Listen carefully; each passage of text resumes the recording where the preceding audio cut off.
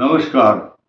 Mean राशि बहुत महत्वपूर्ण इसलिए है आज की तारीख में, खास तौर से मई के महीने में, क्योंकि इस पर चर्चा करना नितांत आवश्यक है। क्योंकि बहुत सारे लोगों के अनुरोध देश और विदेश से जो आए हैं उनको सूचना हम दे रहे हैं। उस सूचना के माध्यम से पूरा विश्व का जो समुदाय है, जो इन ज्योतिष के कुछ जो विश्लेषण है उस पर अध्ययन करना चाहता है या देखना चाहता है, तो उनके लिए ये महत्वपूर्ण जानकारी है क्या कि मई के महीने में कुछ विशेष बदलाव, नए नए समीकरण तथा आपके लिए कौन कौन सी तारीखें खराब हो सकती हैं, किन तारीखों में से आपको सावधान रहना है, किन किन तारीखों में से आपको रॉन्ग इन्वेस्टमेंट नहीं करना, लड़ाई झगड़ा नहीं करना,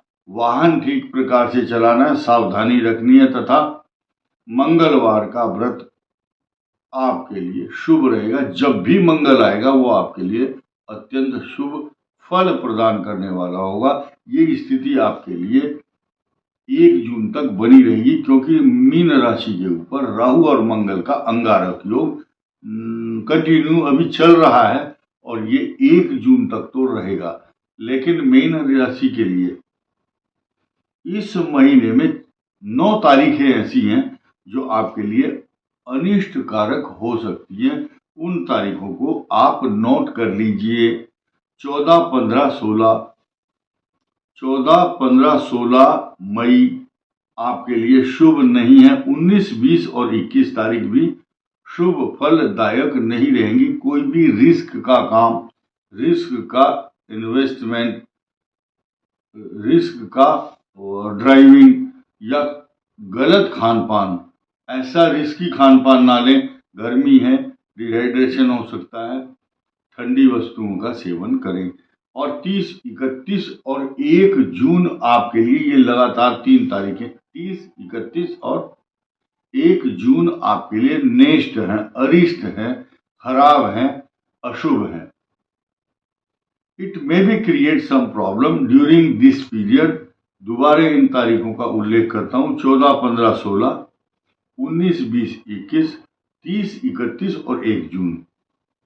30, 31 मई और 1 जून, ये तीनों एक साथ आपके लिए चंद्रमा अनुकूल नहीं रहेगा उस दौरान। साथ ही आपकी राशि पर राहु मंगल का अंगारक योग जो चल रहा है आपकी मैरिज लाइफ और दाम्पत्य जीवन को कष्ट दे रहा है तथा वैचारिक असमानता, डिस्प्यूट, कुछ प्रॉब्लम दाम्पत्य जीवन में क्रिएट होती है और उसके लिए कारण होता है थर्ड पर्सन, तीसरे व्यक्ति जिम्मेदार होते हैं। पेट्रोल और माचिस लगाने के लिए लोग तैयार बैठे रहते हैं कि इनके अंदर विवाद पैदा हो और कंफ्यूज आप दोनों हो जाते हैं और दूसरों की बातों को मान लेते हैं। इसीलिए कन्या राशि और मीन राशि को तो बिल्कुल नहीं सुनना किसी की बात। अपने दाम्पत्य जीवन को बसाने के लिए, स्थिर रखने के लिए प्रयास करने चाहिए। इसके साथ साथ आपके तीसरे भाव में, तृतीय भाव पराक्रम का स्थान, नौकरों का स्थान, भाई का स्थान, कई चीजों को गवर्न करता है तीसरा भाव। और वहां पर बृहस्पति का आगमन हो जाए और साथ ही ठीक 14 मई को सूर्य भी उसके साथ युति करे और फिर 19 तारीख को शुक्र की युति भी हो और ये तीनों ग्रह तो होंगे ही। फिर 31 मई को बुध भी वहां संचरण करता है। तो ये इन ग्रहों की युति एक साथ और आपके भाग्य स्थान पर पूर्ण दृष्टि इन सब ग्रहों की होगी।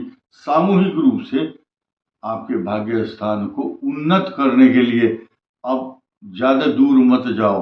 अभी फिर एक दो एकदम क्विक रिएक्शन है। 31 मई तक की बात की हमने, फिर 1 जून को आपके धन, कुटुंब, वाणिज्य स्थान में जो बैंक बैलेंस का स्थान है वहां पर मंगल गोचर करेंगे और आपके भाग्य स्थान को मंगल भी पूर्ण दृष्टि से देखेगा। यानी कि 5 ग्रहों का आपके भाग्य स्थान पर जब दृष्टि होगी तो नेचुरल है कि आपको छल बल कपट पूर्ण, ऐसा नहीं, अनीतिपूर्ण धन नहीं कमाएंगे आप। गलत काम से डरेंगे, लेकिन भाग्यम फलति सर्वत्र न च विद्या न च पौरुषम, आपका भाग्य उदय होगा। भले ही देखिए यहां बहुत सारी कंट्रोवर्सी और बहुत सारे लोग जिनको ज्योतिष की बेसिक जानकारी नहीं है, अचानक उनके अंदर कई प्रकार की शंकाएं उत्पन्न होती हैं, क्योंकि a little knowledge is always dangerous thing. जब कम ज्ञान होता है तो मनुष्य जो है ना, अधजल गगरी छलकत जाए, बोलते हैं उल्टी सीधी बात, लोगों में भ्रम फैलाते हैं और भ्रामक तथ्यों को फैलाते हैं।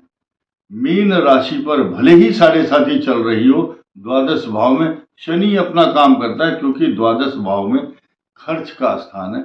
ये तो 29 मार्च 2025 तक रहेगा, इसमें कोई शक नहीं है। लेकिन आपको बचाने वाले ग्रह तथा आपके ऊपर पॉजिटिव इफेक्ट डालने वाले ग्रह जब कई मौजूद हैं, तो जब धन आएगा तो जाएगा भी। जाएगा जब आएगा, तो धन का आगमन, धन के स्रोत, रिसोर्सेज ऑफ इनकम आपके निरंतर बने रहेंगे। कारण यह है कि आपके एकादश भाव में स्थित मकर राशि पर बृहस्पति की पूर्ण दृष्टि होगी। साथ ही आपके भाग्य भाव को उन्नत करने के लिए बृहस्पति और मंगल, जब कहा है शास्त्र में बताया गया है, यो यो भावा स्वामी दृष्टो युतो वा, जो भाव कुंडली के अंदर, जो स्थान अपने स्वामी से दृष्ट होता है, आप ये समझिए छोटा सा बच्चा खेल रहा है, जब तक माँ उसको देखती रहती है तो वो सुरक्षित है माँ की नजरों में। ठीक इसी प्रकार जब वृश्चिक राशि का स्वामी मंगल जब अपनी राशि को देखेगा, तस्य वृद्धि स्यात्, उसकी वृद्धि होती है। और बृहस्पति की दृष्टि भी आपके भाग्य स्थान पर है, तो क्यों ना माना जाए। और ये तर्क और गणित, इसके साथ साथ जो हमने पंचांग में विश्लेषण किया है, कई ग्रहों को एक साथ रख करके उनके अंश, उनकी गति के साथ साथ कौन सा ग्रह अस्त, कौन सा उदय हो रहा है, कुछ ये सारा का सारा निर्भर कैसे करता है, उसको एकदम स्टेट वे हम नहीं कह सकते कि आपके लिए यही निश्चित होगा। क्योंकि इस संसार में कई अरब लोग हैं, किसी की कुंडली में कोई ग्रह अस्त जरूर होगा, कोई मार्गी अवश्य होगा, कोई वक्री हो गया होगा। तो अभी जो पोजीशन है मीन राशि के लिए क्या है, इनकी राशि का स्वामी स्वयं अस्त होगा।